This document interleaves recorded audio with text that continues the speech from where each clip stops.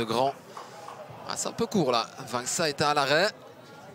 Le Standard peut-il en profiter? Non. Et attention parce que là on s'est désorganisé. Et on est en surnombre du côté de Lommel. Il faut jouer cela intelligemment. Vangsa dans la surface. Vangsa, le goal. 0-1, je vous le disais. On allait assister à un but, c'était certain. Et on se rapprochait surtout de l'ouverture de la marque pour Lommel. Et il a fallu une perte de balle en attaque. Vangsa a tout fait tout seul, ou presque. Il a été provoqué tout le monde, et en l'occurrence Dirks qui a laissé un peu trop faire. Et là on connaît la qualité de frappe de Vangsa. Frappe enroulée, petit filet, et voilà. 3e but en 3 matchs d'affilée. Le Standard qui ne met plus de carte rouge depuis le fameux match au RSCA Futures. C'était Mawete qui avait été expulsé ce jour-là.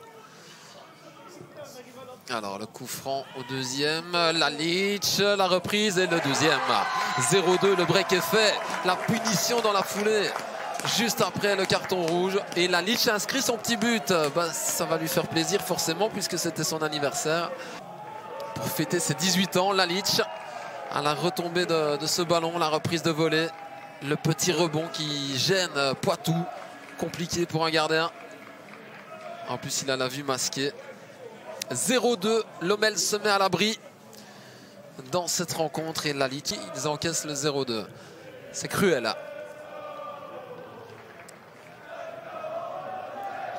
Berman, plus rapide que tout le monde. Et il y a des solutions. Talvici notamment.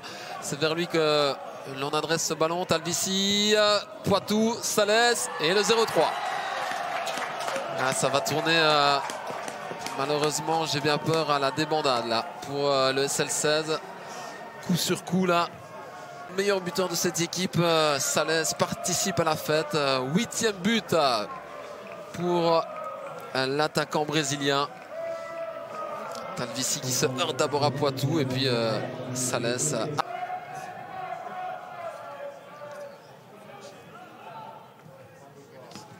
Magrat pour Vetokele. Vetokele, le 0-4, oui. Oh, splendide. Splendide de la part de l'attaquant de Lommel qui inscrit son petit but. Je vous le disais, il n'avait plus marqué depuis novembre.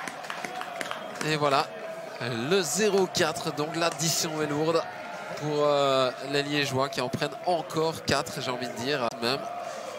Et bien voilà, Lommel aussi a réussi à en planter 4. On soulignera l'assist du nouveau venu là, Magrat, pour ses premières minutes de jeu avec Lommel. C'est lui qui délivre l'assist à Vetokele. Mais par contre, s'il vous plaît, Vetokele, il résiste à la charge de Poitou et dans un angle compliqué. Et c'est cet homme qui va s'élancer avec son pied gauche. C'est parti et c'est goal! Oh, c'est sensationnel! Quel début de rencontre pour les Francs-Borins! Yanis Massolin, quel pied gauche! Extraordinaire pour sa 4e titularisation de la saison. Il inscrit son premier goal. Un énorme set, mais surtout, un sacré pied gauche.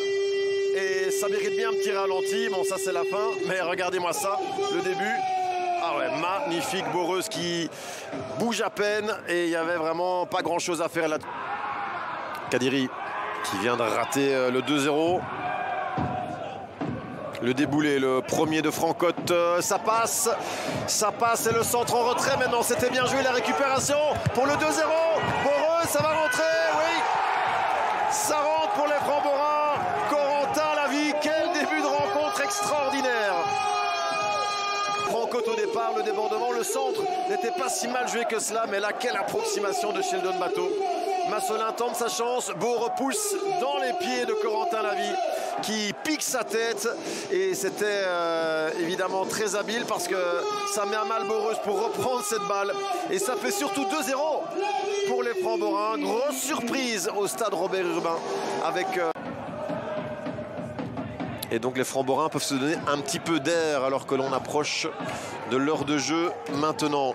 Massolin qui se met sur son pied gauche. Massolin, oh qu'il est beau! Oh qu'il est beau! Yanis Massolin, mais qu'est-ce qu'il a mangé ce soir, le Français? Il est on fire, il est en feu. Yanis Yanis Massolin, mais quel but, quel bijou. Corde vocale à ce rythme-là, regardez-moi cela, Yanis Massolin, quelle frappe, sèche, puissante, placée sur son bon pied, le pied gauche. Très mauvaise idée de le laisser ajuster, évidemment. Boreuse, une nouvelle fois, qui est de marbre et qui ne peut... Car hormis la percée presque héroïque de Ure, pour le reste, il n'y a pas grand-chose. Oh, attention à ce ballon perdu trop facilement, là, par Tajoir. Et là, ça va être l'ouverture du score. Voilà qui est fait. Ah oui, on est directement puni. Directement. Et ça a été fulgurant. À la vitesse supersonique, ce contre Limbourgeois. Et Genk qui est récompensé de sa domination. Et au départ, il y avait cette perte de balle de Tajawar, coupable au milieu du jeu. Et puis Benyangba à l'assist pour ADDI plutôt. Son troisième but de la saison. Il n'y avait pas grand chose à faire pour Van Hout. C'est joué court, rapidement. Van de Peer. Oh, la déviation premier poteau, c'était pas mal. Akpan, le centre un peu court. Mangel en drop. Et c'est pour qui ça ensuite? Et aïe, aïe, aïe, il y a le 2-0. Ah ouais, on n'a pas été assez fort là dans les duels. Et le deuxième ballon pour à nouveau les Limbourgeois qui sont pour l'instant au-dessus dans tous les compartiments. Ce ballon de Mangel, il n'y a pas de hors-jeu. Et puis regardez, on perd les duels et on n'a pas non plus énormément de réussite sur les deuxièmes ballons. Cette remise de Baouf directement qui certes assiste en fin de compte pour ADDI qui s'offre un doublé. Et il met ainsi son équipe sur du velours.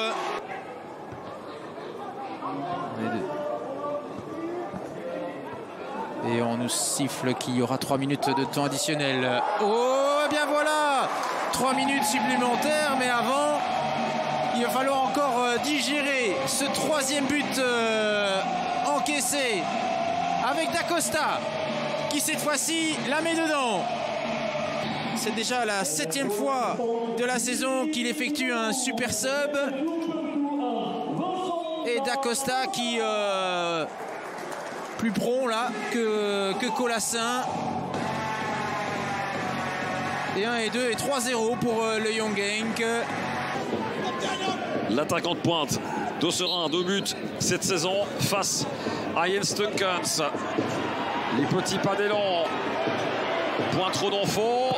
Et la frappe à contre-pied parfaitement exécutée par Pape Moussafal.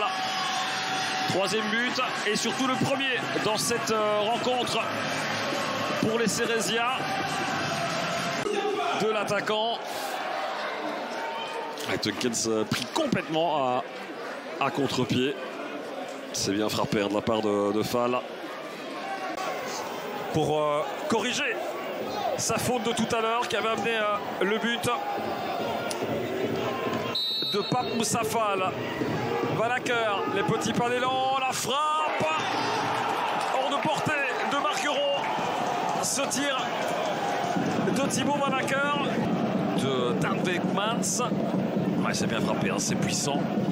Hors de portée du gardien de Serein. Jouer d'abord avec le club Next, s'habituer avant d'exploser en équipe A. Bien joué ça, Verlinden. Verlinden, il va frapper. C'est dedans. Superbe tir de Timo Verlinden. C'est son 3e de la saison. Ah, on a vu qu'il avait des possibilités avec son coup de rein que l'on annonce en plus sur le départ. Est-ce que ce serait un cadeau d'au revoir? Bon, on ne peut pas encore parler d'adieu ni d'au revoir. Mais il se l'est créé tout seul, cette occasion et ce tir en dehors de la surface. Le coup de rein. 7 ont été à l'extérieur. On pourrait donc aller satisfaire un petit peu le public à domicile. C'est parti, Sanoussi, la tête maintenant, ce ballon qui traîne et qui file au fond. Et qui file au fond. Et c'est de nouveau Verlinden ou pas? Non, c'est Reiner s'il me semble.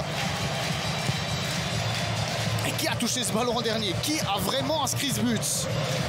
Le break est fait. Alors, qui touche ce ballon en dernier? Oui, ça a l'air d'être Reiner, ça a l'air d'être effectivement Tom Reiner, ce qui marque là peut-être un des buts les plus faciles, même si Shinton était sur la trajectoire. Et même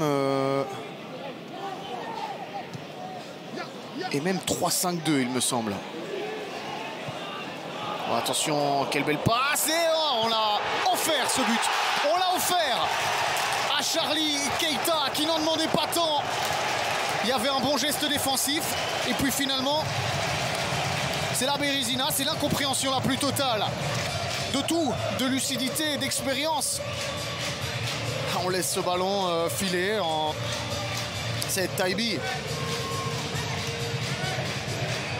qui voit Charlie Keita débouler à toute vitesse. C'est son deuxième but seulement de la saison. Et bien là, on l'a vu sur cette faute. Et c'est Rani pour Bruls qui était disponible. Christian Bruls avec le pied gauche. Attention, et ça finit au fond. Machado qui vient ouvrir le score et mettre fin à cette fameuse série de clean sheet du côté du RFC Liège.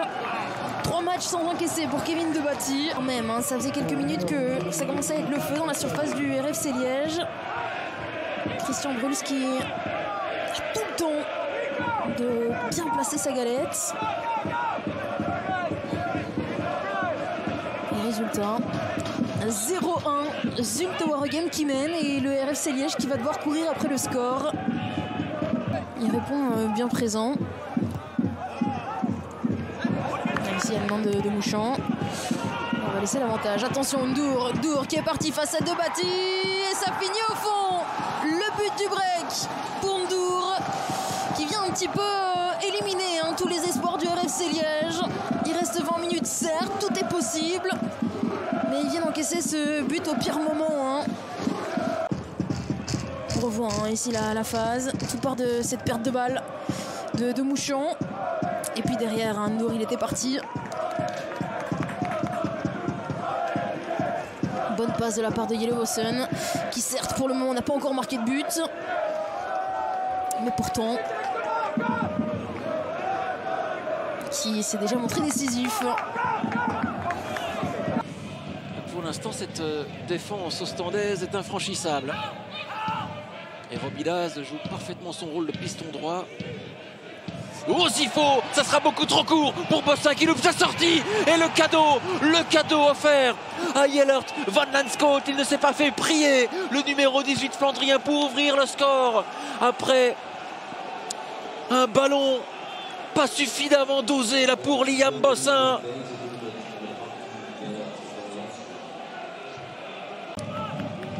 Revoyons cette grossière erreur de Manuel Osifo. Il ne voit pas, il ne sent pas la présence de Van Landscoot dans son dos. Et ce dernier qui joue parfaitement le coup. Il se fait oublier le petit coup de rein pour effacer Liam Bossin. Et il vient ensuite glisser le ballon au fond des filets ostendais. Quelle énorme erreur d'Osifo. De quoi s'en mordre les doigts.